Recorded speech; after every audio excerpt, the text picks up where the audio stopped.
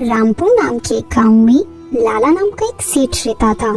उसके पास केवल गांव के ही नहीं बल्कि दूर दूर से लोग उसके पास कर्ज लेने आया करते थे और वादे के मुताबिक जब उनके पास पैसे आते वो लोग मूल और ब्याज समेत अपना कर्ज चुका देते थे। ठीक था कि लाला सेठ ब्याज पर पैसे देता था, लेकिन था वो अपने असूलों का पक्का और ईमानदार, और ना वो वक्त से पहले किसी के पास कर्ज वसूल करने जाया करता था। इसके साथ साथ उसमें दो गुण और भी थे, वो दयालु और भगवान को मानने वाला था। अपने इन्हीं गुणों की वजह से वो दूर दूर तक प्रसिद्ध था। एक बार की बात है, इसी गांव के दो ठग जिनका नाम रतन और जग्या था, वो गुजर रहे थे और सेठ की प्रसिद्धि की खबर उन दोनों के कानों पर भी पड़ी। अरे भाई जगिया, मैं क्या बोल रहा हूँ, क्यों ना लाला सेठ के पास जाकर कुछ पैसे उधार ले लिए जाए और उसे वापस कभी लौटाया ही नहीं जाए। रतन भाई, तुम सही बोल रहे हो, तो देर किस बात की, हम ऐसा ही करते हैं। ये सोचकर जग्या और रतन दोनों सेठ के यहाँ गए।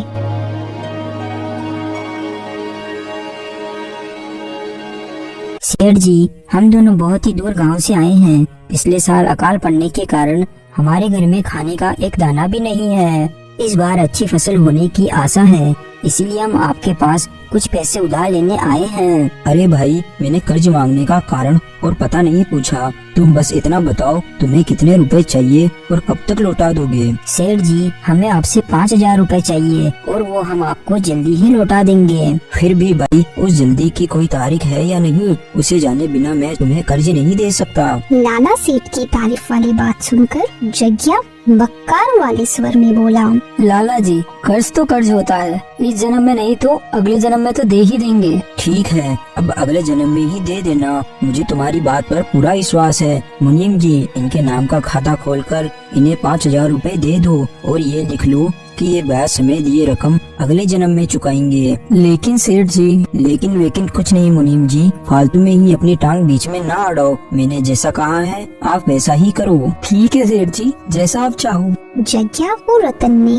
लाला के मुनीम से पैसे ले लिए, लिखा पढ़ी करके खाते पर अंगूठा लगा दिया और दोनों ठग रुपए पाकर बड़े ही खुश थे।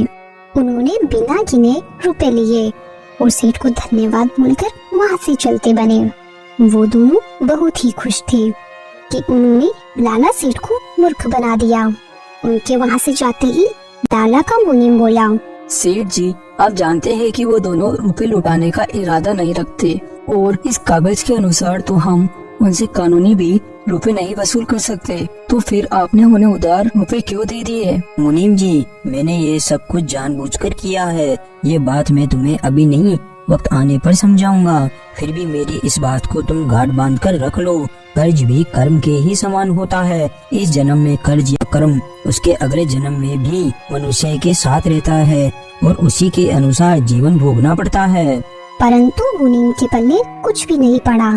उसी वक्त दोनों ठग खुशी खुशी अपनी राह पर चले जा रहे थे। रतन भाई, वास्तव में सेठ हमारी उम्मीद से भी ज्यादा मूर्ख निकला। मैं तो सोच रहा था कि वो अगले जन्म वाली बात सुनकर हमें धक्के देकर बाहर निकाल देगा, लेकिन पर उसने तो हमें इतनी बड़ी रकम कर्ज में दे दी। उस मूर्ख ने इतना भी नहीं सोचा कि अगले जन्म में इस कर्ज को कौन चुकाएगा। चलो कोई बात नहीं, इसमें तो हमारा फायदा ही फायदा है। अब कुछ दिन दूसरे गांव में जाकर चैन से दिन बिताते हैं। ये सोचकर दोनों ठग वहाँ से आगे चले गए।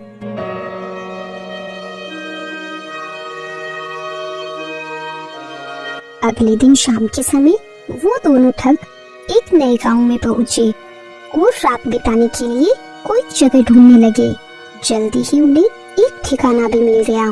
ये एक किसान का घर था। भाई, हम परदेसी हैं, रात काटने के लिए आसरा चाहते हैं। ठीक है, मैं अभी इंतजाम करता हूँ। ये कहकर किसान ने दोनों के लिए अपने आंगन में चारपाई लगा दी और कहने लगा, यदि आपको खाना चाहिए तो मैं आपको खाना दे सकता हूँ। नहीं भाई, फिलहाल तो हमें भूख नहीं है। आपने हमें रुकने के लिए जगह दे दी, हमारे लिए इतना ही काफी है। दोनों ठग चारपाई पर सो गए।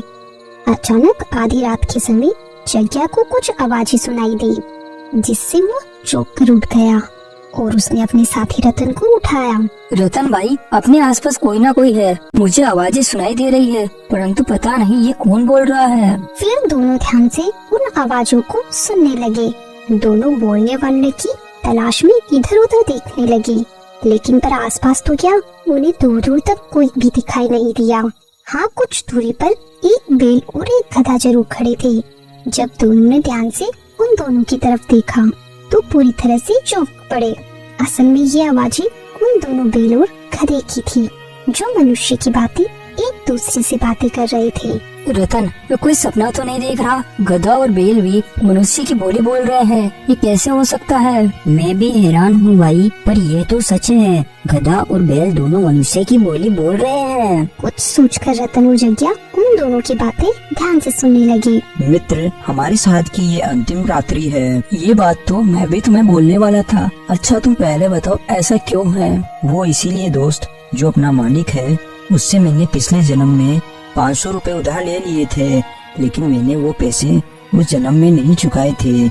इसलिए मुझे इस जन्म में उसके खेतों में हल जोतने का काम करना पड़ा है और बोरियां उठाकर लाने का काम करना पड़ा है। इस तरह मैंने मेरा कर्ज चुकाया है, लेकिन कल मेरा श्रम 500 रुपए का पूरा हो जाएगा और मैं सवेरे होते ही मर जाऊंगा। अच्छा, तो ये बात है। अच्छा, तो मित्र अब तुम बताओ कि तुमने बिछड़ने की बात क्यों कही? तुम बड़े खुश नसीब हो मित्र, तुम्हें कम कर्ज लेने के कारण जल्दी ही छुटकारा मिल गया। लेकिन मेरे भाग्य में अभी महीनों तक दुख झेलना लिखा है। कल एक आदमी आएगा जो मुझे इस किसान से छीन कर ले जाएगा और फिर अगले कई महीनों तक मुझे उस आदमी की यातनाएं सहनी पड़ेगी। लेकिन पर वो आदमी तुम्हें इस किसान के यहाँ से क्यों लेकर जाएगा? ये किसान उसे अपना गधा क्यों देगा? भाई, यही मेरा भाग्य है, तभी तो ये किसान उस आदमी से कर्ज लेकर अभी तक नहीं चुका पाया। कल वो व्यक्ति आकर अपना कर्ज मांगेगा और किसान के ना देने पर वो मुझे मारते हुए अपने साथ ले जाएगा। अब तो ये बहुत ही बुरी बात है। मुझे तुम्हारे साथ पूरी हमदर्दी है मित्र। ये मेरे पिछले जन्म का कर्म है मित्र, इसलिए मुझे इस जन्म में भोगना पड़ेगा, वरना ईश्वर हमें इस जन्म में बैल और गधा ही क्यों बनाता? खैर छोड़ो इन बातों को। मुझे और तुम्हें तो अपने अपने कर्मों की सजा मिल गई या मिल जाएगी, लेकिन पर मुझे तो दुख उन दोनों आदमियों के लिए हो रहा है जो कुछ समय पहले इस किसान के मेहमान बनकर आए हैं। क्या मतलब है? उन दोनों ने ऐसा क्या किया है? बैल और गधे की बात सुनकर दोनों ठगों के कान खड़े हो गए और ध्यान से सुनने लगे। उन्होंने क्या किया? अरे ये बोलो, उन्होंने क्या क्या नहीं किया? वो दोनों ठग है। न जाने अब तक कितने व्यक्तियों को ठग चुके हैं और इस समय भी वो दोनों एक गांव के सेठ से कर्जा लेकर यहाँ आए हैं। तब तो उन्हें कर्ज चुकाने के लिए अगले जन्म में सेठ का गधा या कुत्ता बनना पड़ेगा।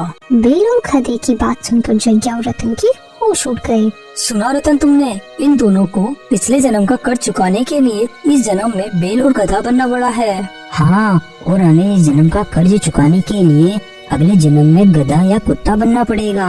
नहीं नहीं भाई, अब मैं सेठ का कर्जा अपने सर पर नहीं रखूंगा और मैं अपने पैसे उसे वापस कर दूंगा और बाकी का सारा जीवन दीन दुखियों की सेवा में बिता दूंगा, ताकि मेरे सारे पाप इस जन्म में ही धुल जाए। तो ठीक है रतन, हम सुबह होते ही रामपुर गांव जाकर लाला सेठ का सारा कर्ज उतार देंगे और साथ ही साथ ठगी का ये सारा धंधा भी छोड़ देंगे और मेहनत और ईमानदारी की रोटी कमाकर खाएंगे।